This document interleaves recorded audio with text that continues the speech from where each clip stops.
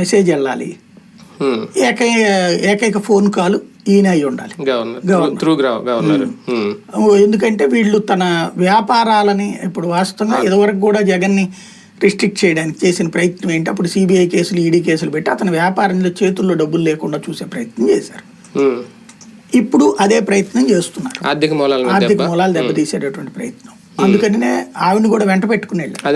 యాక్చువల్గా ఏంటంటే ఆయన సీఎంగా ఉన్న టైంలో దాన్ని ఏమంటారు పండగలప్పుడు భార్యను తీసుకుని వెళ్ళి శుభాకాంక్షలు చెప్పి రావడం చూసాం.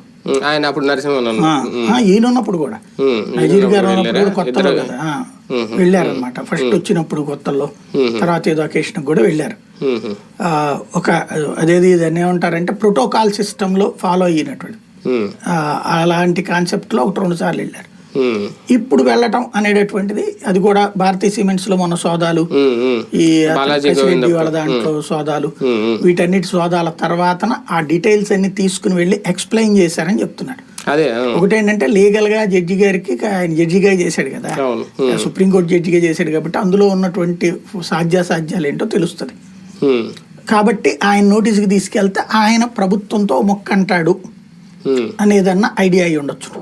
అంటే భారతీ గారిని తీసుకెళ్ళడం లేదా స్పెషల్ రీజన్ ఒక పక్క ఈయన అరెస్ట్ చేస్తారని ప్రచారం జరుగుతున్న నేపథ్యంలో ఆవిడని తీసుకుని వెళ్ళి